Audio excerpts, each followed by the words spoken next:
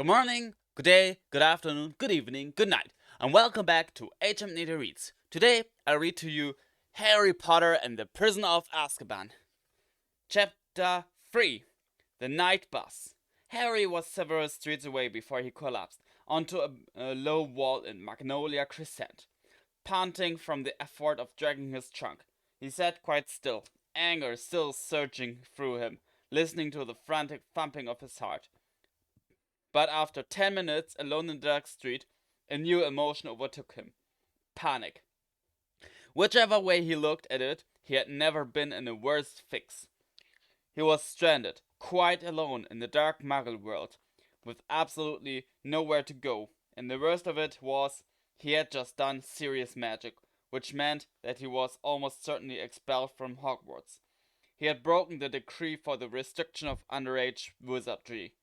So badly he was surprised Ministry of Magic representatives weren't swooping down on him where he sat. Harry shivered and looked up and down Magnolia Crescent. What was going to happen to him? Would he be arrested, or would he simply be outlawed from the wizarding world? He thought of Ron and Hermione, and his heart sank even lower. Harry was sure that, criminal or not, Ron and Hermione would want to help him now. But they were both abroad, and with Hedwig gone, he had no means of contacting them. He didn't have any muggle money either. There was a little wizard gold in the money bag at the bottom of his trunk, but the rest of the fortune his parents had left with him was stored in a vault at Gringotts Wizarding Bank in London. He'd never be able to drag his trunk all the way to London unless he looked down at his wand, which he was still clutching in his hand. If he was already expelled, his heart was now thumping painfully fast. A bit more magic couldn't hurt. He had the invisibility cloak he had inherited from his father. What if he bewitched the trunk to make it feather light, tied it to his broomstick, covered himself in the cloak, and flew to London? Then he could get the rest of his money out of his vault and begin his life as an outcast. It was a horrible prospect, but he couldn't sit on this wall forever, or he'd find himself trying to explain to Muggle police why he was out in the dead of night, with a trunk full of spellbooks and a broomstick. Harry opened his trunk again and pushed the contents aside, looking for the invisibility cloak. But before he had found it, he straightened up suddenly, looking around him once more. A funny prickling on the back of his neck had made Harry feel he was being watched, but the street appeared to be deserted, and no lights shone from any of the large square houses. He bent over his trunk again, but almost immediately stood up once more, his hand clenched on his wand. He had sensed rather than heard it. Someone or something was standing in the narrow gap between the garage and the fence behind him. Harry squinted at the black alleyway. If only it would move. Then he'd know whether it was just a stray cat or something else. Lumos, Harry muttered, and a light appeared at the end of his wand, almost dazzling him. He held it high over his head, and the pebble-dashed walls of number 2 suddenly sparkled. The garage door gleamed, and between them Harry saw quite distinctly the hulking outline of something very big, with wide gleaming eyes. Harry stepped backwards. His legs hit his trunk, and he tripped. His wand flew out of his hand, and as he flung out an arm to break his fall, and he landed hard in the gutter. There was a deafening bang, and Harry threw up his hands to shield his eyes against the sudden blinding light.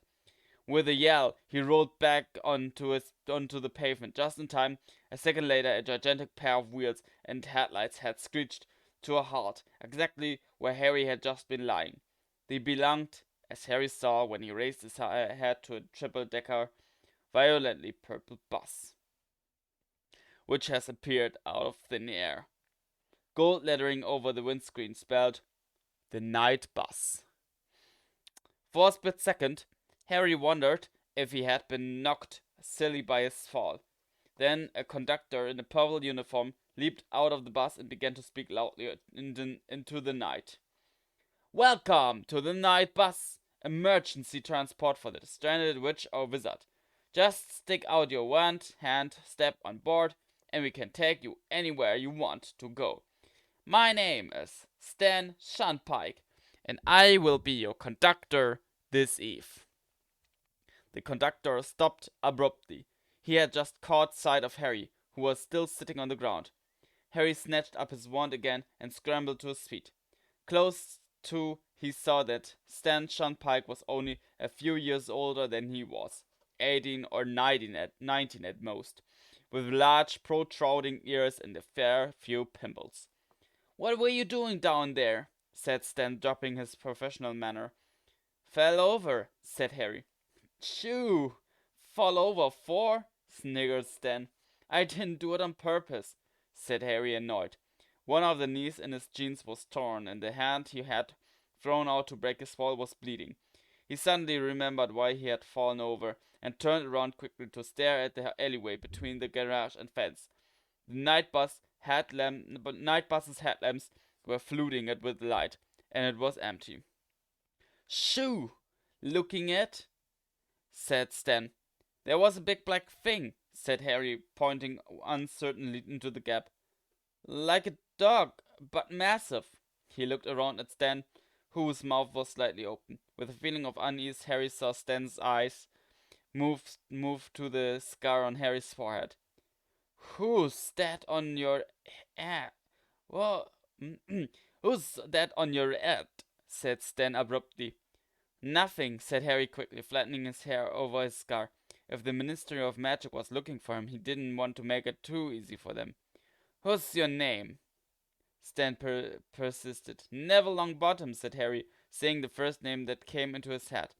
So this bus, he went on quickly, hoping to distract Stan. Did you say it goes anywhere? Yep, said Stan proudly. Anywhere you like, long it's on land. Can't do nothing underwater, here. Oh, can't do nothing underwater, here, he said, looking suspicious again. You did flag us down, didn't ya? Stuck out your wand didn't ya? Yes, said Harry quickly. Listen, how much would it be to get to London? 11 sickles, said, said Stan. But for 13 you get odd chocolate, and for 15 you get an odd water bottle and a toothbrush in the color of your choice. Harry rummaged once more in his trunk, extracted his money bag, and shoved some silver into Stan's hand. He and Stan then lifted his trunk with Hedwig's cage, balanced on top up the steps of the bus. There were no seats. Instead, half a dozen brass bedsteads stood beside the curtained windows.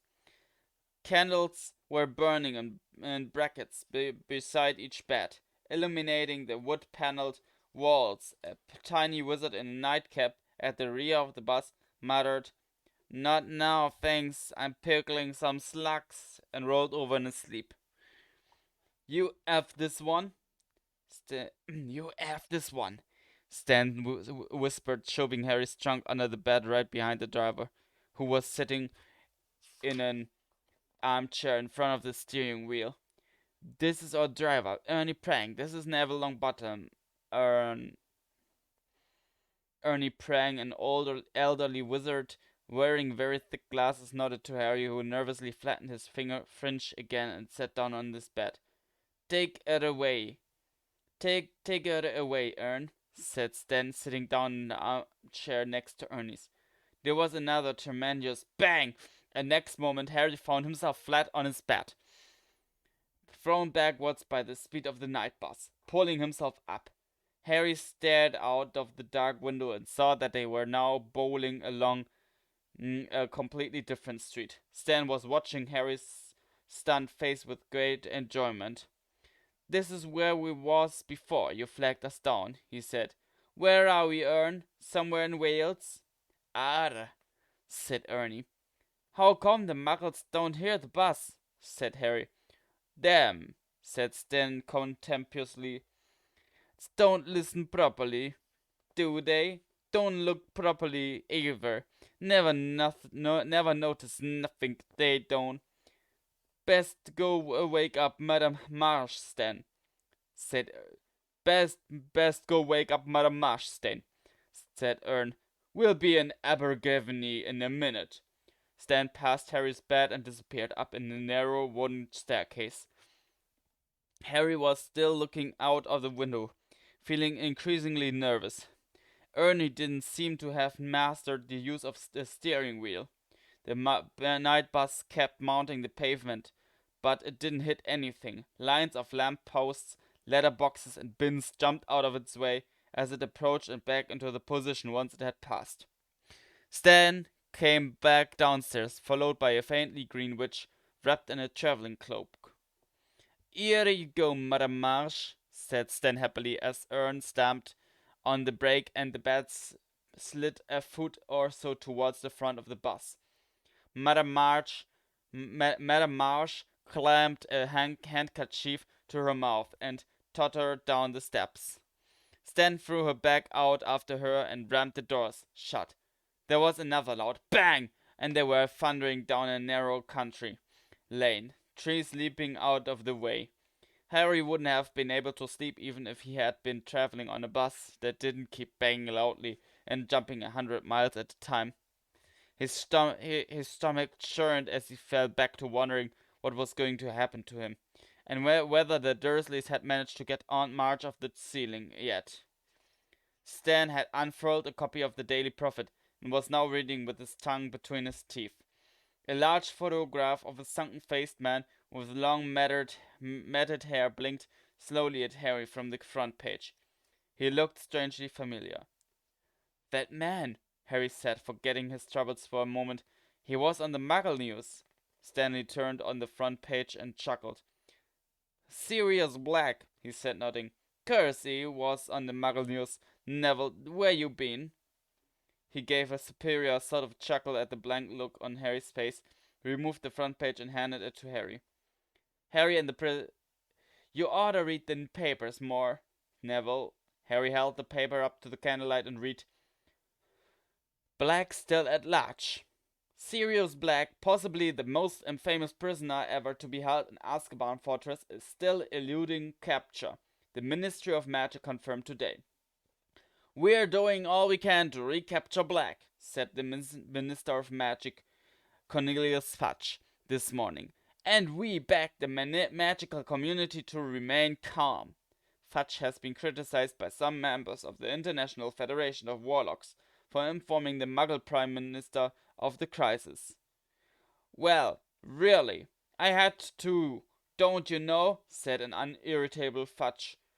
"Black is mad. He's a danger to anyone who crosses him, magic or Muggle.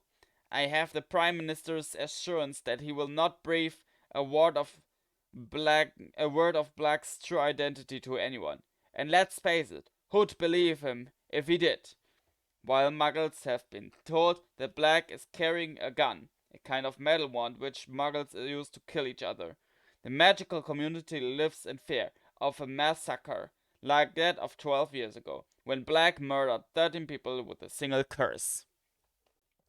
Harry looked into the shadowed eyes of Sirius Black, the only part of the sunken face that seemed alive. Harry had never met a vampire, but he had seen pictures of them in his Defense Against the Dark Arts classes, and Black with his waxy white skin looked just like one. "Scary looking thing, innit?" said Stan, who had been watching Harry read. "He murdered 13 people?" said Harry, handing the page back to Stan. "With one curse?" "Yep," said Stan, "in front of witnesses and all. Broad daylight. Big trouble it caused, didn't it, Ern?" "Arr," said Ern darkly. Stan swiveled in his armchair, his hands on the back, the better to look at Harry. "Black was a big supporter of you-know-who," he said. "What, Voldemort?" said Harry without thinking. Even Stan's pimples went white. Ern jerked the steering wheel so hard that the whole farmhouse had to jump aside to avoid the bus. "You oughta, you three!" You out of your tree, yelped Stan. Choose say its name for. Sorry, said Harry hastily. Sorry, I forgot. Forgot? Said Stan weakly. Blimey, my ears going that fast. My ears going that fast. So, so Black was a supporter of you know who? Harry prompted apologetically. Yeah, said Stan, still rubbing his chest. Yeah, that's right. Very close to you know who, they say. Anyway, when little Harry Potter put bait to you know who, Harry nervously flattened his fringe down again. All you know whose supporters was tracked down, Wasn't they, Ern? Most of them knew it was all over with you know who gone, and they came quite, but not Sirius Black. I heard that he thought it'd be second in command once you know who that had taken over. Anyway, they cornered Black in the middle of a street full of muggles, and Black took out his wand and it blasted half the street apart, and a wizard got it, and so did a dozen muggles, but got in the way. Horrible, eh? And you know what Black did then? Stan continued in a dramatic whisper. What? Said Harry. Laugh. Laughed, said Stan. Just stood there and laughed. And when the reinforcements from the Ministry of Magic got there, he went with 'em, quite as anything. Still laughing as it is at off. 'Cause he's mad, any Ern? Any mad? If he weren't when he went to Azkaban, he will be now. Said If he weren't when he went to Azkaban, he will be now, said Ern in a slow voice. I'd blow myself up before I set foot in that place. Serves him right, might, after what he did. They had a job converting it up. Didn't they, Ern? Said Stan said. All street blown up and all the muggles dead. What was it that said had happened, Ern? Gas explosion, grunted Ernie. And now he's out, said Stan, examining the newspaper picture of Black's gaunt face again. Never been a breakout from Azkaban before as there, Ern. Beats me oh he did it. Frightening, Mind I don't fancy his chances against them Azkaban guards, Ern? Ernie suddenly shivered. Talk about summit else. Stan, there's a good lad there. Them Azkaban guards give me the collywobbles. Stan put the paper away reluctantly, and Harry leaned against the window of the night bus, feeling worse than ever. He couldn't help imagining what Stan might be telling his passengers in a few nights' time. Hear about that Harry Potter blew up his aunt. We had him here on the night bus, didn't we, Ern? He was trying to run for it. Harry, had broken wizard law just like Sirius Black. Was inflating Aunt March bad enough to land him in Azkaban? Harry Potter, had broken wizard law just like Sirius Black was inflating Aunt March bad enough to land him in Azkaban? Harry didn't know anything about the wizard prison, though everyone he'd ever heard speak of it did in the same fearful tone. Hagrid, the Hogwarts gamekeeper, had spent 2 months there, only last year. Harry wouldn't soon forget the look of terror on Hagrid's face when he had been told where he was going, and Hagrid was one of the bravest people Harry knew. The night bus rolled through the darkness, scattering bushes and bollards, telephone boxes and trees, and Harry lay restless and miserable on his feather bed. After a while, Stan remembered that Harry had paid for hot chocolate, but poured it all over Harry's pillow when the bus moved abruptly from Anglesey to Aberdeen. One by one, wizards and witches in dressing gowns and slippers descended from the upper floors to leave the bus. They all looked very pleased to go. Finally, Harry was the only passenger left. Right then, Neville, said Stan, clapping his hands. Whereabouts in London? Diagon Alley, said Harry. Righto, said Stan. All tight then. Bang! They were thundering along Charing Cross Road. Harry sat up and watched buildings and benches squeezing themselves out of the night bus's way. The sky was getting a little lighter. He would lie low for a couple of hours, go to Gringotts the moment it opened, then set off where he didn't know. Ern slammed on the brakes at the night buses, skidded to a halt in front of a small and shabby-looking pub. The leaky cauldron behind which lay the magical entrance to Diagon Alley. Thanks, Harry said to Ern. He jumped down the steps and helped Stan lower his trunk and Hedwig's cage onto the pavement. Well, said Harry, bye then. But Stan wasn't paying attention. Still standing in the doorway to the bus, he was goggling all the shadowy entrance to the leaky cauldron. There you are, Harry, said a voice. Before Harry could turn, he felt a hand on his shoulder. At the same time, Stan shouted, Blimey, Ern, come here, come here. Harry looked up at the owner of the hand on his shoulder and felt a bucketful of ice cascade into his stomach. He had walked right into Cornelius Fudge, the Minister of Magic himself. Stan leaped onto the pavement beside them. What did you call Neville, Mr. Minister? He said excitedly. Fudge, a portly little man in a long pinstriped cloak, looked cold and exhausted. Neville? He repeated, frowning. This is Harry Potter. I knew it, Stan shouted gleefully. Ern, guess who Neville is, Ern? He's Harry Potter. I can see his scar. Yes, said Fudge testily. Well, I'm very glad the night bus picked Harry up, but he and I need to step inside the leaky cauldron now. Fudge increased the pressure on Harry's shoulder, and Harry found himself being steered inside the pub. A stooping figure bearing a lantern appeared through the door behind the bar. It was Tom, the wizened, toothless landlord. You've got him, Minister, said Tom. Will you be wanting anything? Beer? Brandy? Perhaps a pot of tea, said Fudge, who still hadn't let go of Harry. There was a loud scraping and puffing from behind them, and Stan and Ern appeared, carrying Harry's trunk and Hedwig's cage, and looking around excitedly. Oh, come, you didn't tell us who you are, Neville, said Stan, beaming at Harry, while Ernie's owlish face peered interestedly over Stan's shoulder. And a private parlor, please, Tom, said Fudge pointedly.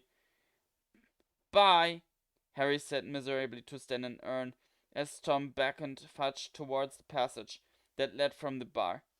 Bye, Neville, called Stan. Fudge marched Harry along the narrow passage after Tommy's lantern, and then into a small parlor. Tom clicked his fingers, a fire burst into life in the grate, and he bowed himself out of the room. Sit down, Harry, said Fudge, indicating a chair by the fire. Harry sat down, feeling goosebumps rising up his arms. Despite the glow of the fire, Fudge took off his pinstriped cloak and tossed it aside, then hitched up the trousers of his bottle green suit and sat down opposite Harry. I am Cornelius Fudge, Harry, the Minister of Magic. Harry already knew this, of course. He had seen Fudge once before, but as he had been wearing his father's invisibility cloak at the time, Fudge wasn't to know that. Tom, the innkeeper, reappeared, wearing an apron over his nightshirt and bearing a tray of tea and crumpets. He placed the tray on a table between Fudge and Harry, and left the parlor, closing the door behind him. Well, Harry, said Fudge, pouring out tea, you've had us all in a right flap. I don't mind telling you, running away from your aunt and uncle's house like that. I'd started to think, but you're safe, and that's what matters. Fudge buttered himself a crumpet and pushed the plate towards Harry. Eat, Harry, you look dead on your feet. Now then, you will be pleased to hear that we have dealt with the unfortunate blowing up of Miss Marjorie Dursley. 2 members of the Accidental Magic Reversal Squad were dispatched to Privet Drive a few hours ago. Miss Dursley has been punctured and her memory has been modified. She has no recollection of the incident at all. So that's that. and no harm done. Fudge smiled at Harry over the rim of his teacup, rather like an uncle surveying a favorite nephew. Harry, who couldn't believe his ears, opened his mouth to speak, couldn't think of anything to say, and closed it again. Ah, you're worrying about the reaction of your aunt and uncle? Said Fudge. Well, I won't deny that they are extremely angry, Harry, but they are prepared to take you back next summer as long as you stay at Hogwarts for the Christmas and Easter holidays. Harry unstuck his throat. I always stay at Hogwarts for the Christmas and Easter holidays, he said, and I don't ever want to go back to Privet Drive. Now, I'm sure you'll feel differently once you've calmed down, said Fudge in a worried tone. They are your family, after all, and I'm sure you are fond of each other. Very deep down. It didn't occur to Harry to put Fudge right. He was still wanting to hear what was going to happen to him now. So all that remains, said Fudge, now buttering himself a second crumpet, is to decide where you're going to spend the last 3 weeks of your holidays. I suggest you take a room here at the Leaky Cauldron and... Hang on, blurted Harry. What about my punishments? Punishment, Fudge blinked. Punishment? I broke the law, Harry said. The decree for the restriction of underage wizardry. Oh, my dear boy, we're not going to punish you for a little thing like that, cried Fudge, waving his crumpet impatiently. It was an accident. We don't send people to Azkaban just for blowing up their aunts. But this didn't tally at all with Harry's past dealings with the Ministry of Magic. Last year I got an official warning just because of a house elf smashed a pudding in my uncle's house, said Harry, frowning. The Ministry of Magic said I'd be expelled from Hogwarts if there was any more magic there. Unless Harry's eyes were deceiving him, Fudge was suddenly looking awkward. Circumstances changed, Harry. We have to take into account. In the present climate, surely you don't want to be expelled? Of course I don't, said Harry. Well then, what's all the fuss about? Laughed Fudge airily. Now, have a crumpet, Harry, while I go and see if Tom's got a room for you. Fudge strode out of the parlor, and Harry stared after him. There was something extremely odd going on. Why had Fudge been waiting for him at the Leaky Cauldron, if not to punish him for what he'd done? And now Harry came to think of it. Surely it wasn't usual for the Minister of Magic himself to get involved in matters of underage magic. Fudge came back accompanied by Tom the innkeeper. Room 11's free, Harry, said Fudge. I think you'll be very comfortable, just one thing, and I'm sure you'll understand. I don't want you wandering off into Muggle London, all right? Keep to Diagon Alley, and you're to be back here before dark each night. Sure, you'll understand. Tom will be keeping an eye on you for me. Okay, said Harry slowly. But why? Don't want to lose you again, do we? Said Fudge with a hearty laugh. No. Best we know where you are, I mean. Fudge cleared his throat loudly and picked up his pinstriped cloak. Well, I'll be off. Plenty to do, you know. Have you had any luck with Black yet? Harry asked. Fudge's fingers slipped on the silver fastenings of his cloak. What's that? Oh, you feared. Well, no, not yet, but it's only a matter of time. The Azkaban guards have never yet failed, and they are angrier than I've ever seen them. Fudge shuddered slightly. So, I'll say goodbye. He held out his hands, and Harry, shaking it, had a sudden idea. Minister, can I ask you something?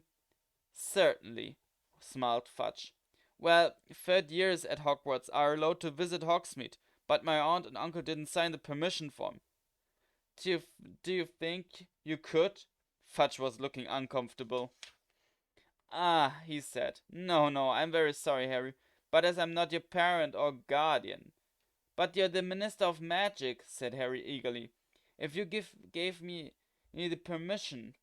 No, I'm sorry, Harry, but rules are rules, said Fudge flatly. Perhaps you'll be able to visit Hogsmeade next year. In fact, I think it's best if you don't. Yes, well, I'll be off. Enjoy your stay, Harry. And with a last smile and shake of Harry's hand, Fudge left the room. Tom now moved forward, beaming at Harry. "If you'll follow me, Mr. Potter," he said, "I've already taken your things up." Harry followed Tom up a handsome wooden staircase to a door with the brass number 11 on it, which Tom unlocked and opened for him. Inside was a very comfortable looking bed, some highly polished oak furniture, a cheerfully crackling fire, and perched on top of the wardrobe. "Hedwig!" Harry gasped. The snowy owl clicked her beak and fluttered down onto Harry's arm. "Very smart all you've got here there," chuckled Tom. "I arrived about 5 minutes after you did. If there's anything you need, Mr. Potter, don't hesitate to ask." He gave another bow and left. Harry sat on his bed for a long time, absent-mindedly stroking Hedwig. The sky outside the window was changing rapidly from deep velvety blue to cold steely gray, and then slowly to pink, shot with gold. Harry could hardly believe that he'd only left Privet Drive a few hours ago, that he wasn't expelled, and that he was now facing 3 completely Dursley-free weeks. "It's been a very weird night, Hedwig," It's been a very weird night, Hedwig, he yawned, and without even removing his glasses, he slumped back onto his pillows and fell asleep. That was chapter 3 of Harry Potter and the Prisoner of Azkaban. Next time I read to you chapter 4. But till then, see ya.